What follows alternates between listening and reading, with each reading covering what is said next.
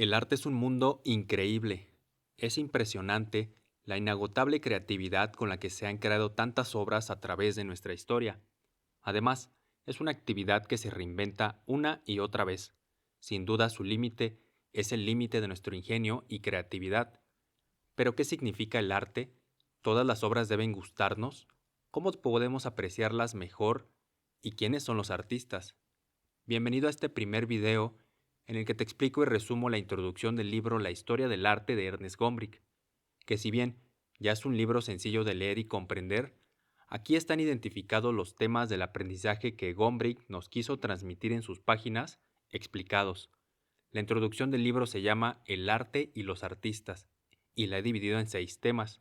En este primer video te presento los primeros 3.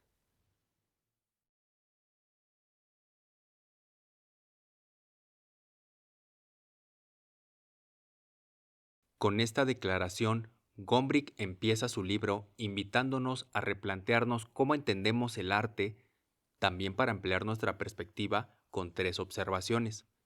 La primera es que la práctica artística existe desde la prehistoria hasta nuestros días. La segunda, que en consecuencia esos artistas han producido muchas obras a lo largo del tiempo.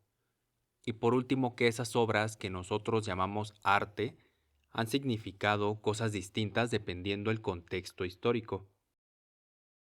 Entonces, para Gombrich, la palabra arte, el arte con mayúscula nos dice, no existe.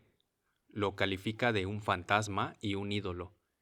Esto lo podemos interpretar que como un fantasma, el arte no está completamente definido por cómo cambia su significado y como un ídolo porque también ha sido adorado según el contexto y la cultura en que es creado, por lo que el significado del arte es algo más amplio. Para empezar, si nos gusta o disgusta una obra, no tiene relación con el trabajo del artista, porque un artista no trabaja con intenciones de complacer o desagradar. Como espectadores, lo que hacemos cuando apreciamos una obra es asociar lo que vemos con lo que sentimos y hemos vivido. Nuestro gusto o disgusto dependen más bien de nuestro mundo interior, y nos advierte debemos poner especial atención cuando sentimos disgusto hacia una obra y tratar de indagar el por qué. Para Gombrich, también hay causas equivocadas de que no nos guste una obra de arte. Entonces, si analizamos esto, podríamos pensar en encontrarle un significado dependiendo nuestra experiencia personal.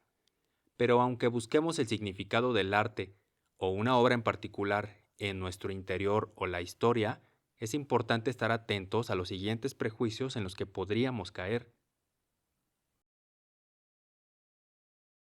Como primera impresión de una obra, podremos juzgar si es bella o no, pero más bien, la belleza depende de un criterio más amplio, porque así como nosotros apreciamos lo que creemos bello de nuestro entorno, esos mismos artistas se esfuerzan por representar la belleza que ellos observan. Y Gombrich asegura que los artistas no criticarían nuestros gustos. Nos pone de ejemplo la diferencia entre estos 2 cuadros. En ambos, cada artista representó la belleza de su ser querido, pero uno vio la belleza y la representó en la niñez de su hijo, y el otro la belleza la vio en la vejez de su madre. Para estos artistas, cada etapa de la vida tiene su propia belleza. Entonces la belleza tampoco depende del tema. Este cuadro muestra a unos niños con rostros angelicales, de gestos y posturas suaves, pero vagos y callejeros. Su apariencia es descuidada y sucia. Son unos vagabundos que conservan el encanto de la infancia. Otro ejemplo es este cuadro de un artista holandés. Dice Gombrich que nos puede parecer ridículo el atuendo del niño, pero si observamos bien, su semblante y su gesto expresan esa curiosidad de la niñez de involucrarse en actividades nuevas. A esto sumémosle la atmósfera cálida de la habitación y la buena disposición de la madre que hacen reconfortante la escena. Esos atuendos que menciona Gombrich los podríamos pensar como una consecuencia de la moda de la época. Por lo tanto, el criterio de lo que es bello es muy variado. Estas 2 obras son del mismo siglo XV, la primera de un artista italiano y la segunda de un artista holandés. Gombrich menciona que muchos de nosotros preferiríamos el primer ángel porque se ve encantador y sugestivo, pero que no es difícil también encontrar bello al segundo ángel. Si nosotros comparamos, la postura del primer ángel es más inspiradora, su pose es heroica y en su mirada vemos determinación, pero en cambio, el segundo parece más aburrido y obligado a tocar su instrumento. Lo tiene caído junto con sus brazos y no hay firmeza en su postura, pero dejando de lado su aparente actitud y la obvia maestría técnica del pintor, no podemos negar que tiene elementos atractivos, porque sus alas parecen de plata, su rostro es delicado, el cabello le brilla y es un placer observar cómo la luz ilumina los pliegues de su túnica amarilla, por mencionar algunos ejemplos. Este es otro factor que puede causarnos gusto o disgusto, porque nos menciona que podemos encontrarnos con obras de expresión sencilla o compleja.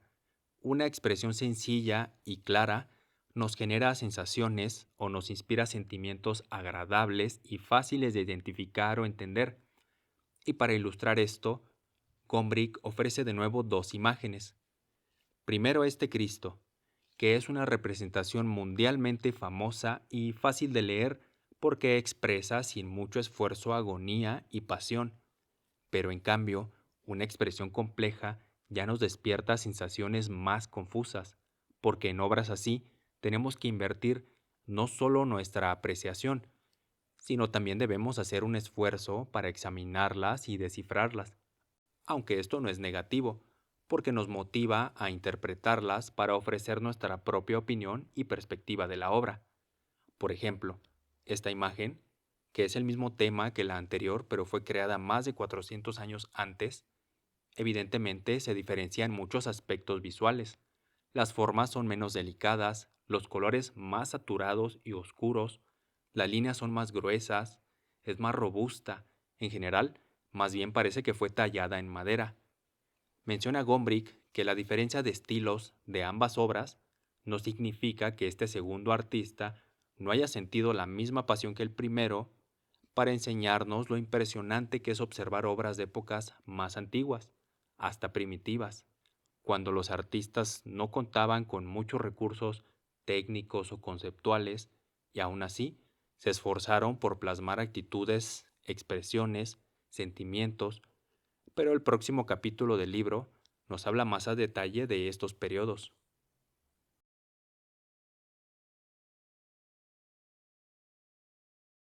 No deberíamos solo esperar representaciones casi fotográficas de la realidad, aunque se entiende que nos guste ver este tipo de obras porque la habilidad y la paciencia para crearlas merecen admiración. Por ejemplo, en esta acuarela los detalles son impresionantes. Primero, aun con todo ese pelaje, podemos percibir el cuerpo de la liebre, ágil pero retraído. Perfectamente podría estirar las patas y cobrar a vida y saltar afuera del cuadro. El minucioso trabajo está tan bien diseñado que podemos observar las variaciones de tonos y direcciones del pelaje, los destellos de luz en las puntas, el pelo más corto y pegado de las orejas y las patas.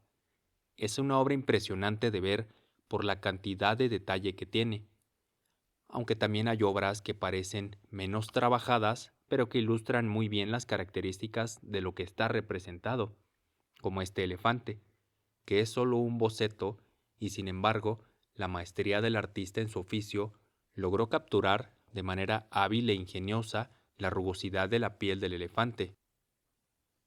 No necesitamos ser expertos en arte para darnos cuenta que son mayormente simples líneas, unas más gruesas que otras, algunas claras, otras más ennegrecidas, y hay manchas, sí, pero solo para oscurecer zonas específicas.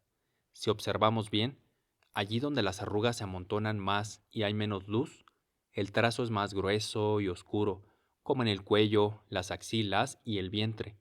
Pudiera parecernos un enredo de trazos y líneas desordenadas, pero no es así. Cada línea, su dirección, su longitud y grosor, así como cada espacio en blanco, cumplen la función de darle un sentido a lo que vemos. Es un boceto y es alucinante. Habla del gran conocimiento de este artista, de su experiencia y sobre todo de su ingenio. Por último, y cercano al boceto, está la caricatura. Esta Es otra forma de representar la realidad que puede malinterpretarse como una falta de habilidad o destreza. Gombrich la describe como una distorsión de la naturaleza, pero la gran mayoría de nosotros las aceptamos y disfrutamos aún de adultos. Cuando las vemos, lo hacemos sin prejuicios, lo damos por hecho y no esperamos que sea dibujado de forma realista. Aceptamos cualquier alteración. Sin embargo, no sucede lo mismo al presenciar una obra del arte con mayúscula. Para estas, sí se espera que deban cumplir con las características que hemos mencionado de belleza, expresión y destreza. Otra vez Gombrich nos pone dos imágenes como ejemplo. Bien podríamos pensar que el artista de la izquierda está mejor capacitado, más instruido o es más hábil dibujante que el de la derecha, pero resultan ser del mismo artista. Y no, este segundo gallo no lo hizo en su infancia o antes de aprender a dibujar bien. Este es un ejemplo excelente de que cualquier dibujo que consideremos mal hecho puede realmente ser intención del artista. El primero es una representación detallada, el segundo básicamente una caricatura, y está distorsionada. Su intención es más bien expresar el carácter del gallo exagerándolo. Gombrich nos aconseja entonces considerar dos cosas al observar un cuadro que nos parezca mal hecho. Asegurarnos que la modificación no sea intencionada y no desaprobar una obra por creer que está mal representada hasta asegurarnos que el equivocado es el pintor y no nosotros. Menciona, tenemos la expectativa de que algo debe verse de una manera y esto sucede porque nos acostumbramos a ciertas representaciones de las cosas y éstas perduran en el tiempo. Para entender esto, podemos retomar la observación del principio. La práctica artística existe desde la prehistoria hasta nuestros días. Desde que nos refugiábamos en cuevas, ya nos esforzábamos por crear imágenes de lo que nos interesaba, así que las imágenes son tan antiguas como nuestra propia existencia. Como ejemplo de esta costumbre, expone este caso de las pinturas de caballos galopando antes de que se inventara la cámara fotográfica. En ellas vemos que los caballos parece que vuelan.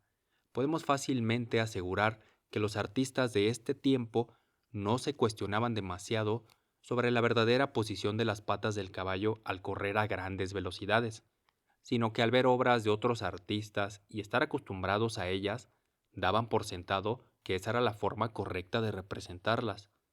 Pero cuando se perfeccionó la cámara fotográfica, el paradigma cambió completamente, porque ya se pudo fotografiar el galope del caballo cuadro por cuadro. Este clip nos revela que si bien el caballo despega las cuatro patas del suelo, no lo hace al extenderlas, y mucho menos a una altura que parezca que vuela. Más bien, se despega del suelo al momento de cerrar las patas, cuando ya tomó el impulso, y cuando las extiende, al menos dos patas se mantienen en el suelo. También menciona que el mismo fenómeno ocurre en otros elementos de las obras, como el color y las formas.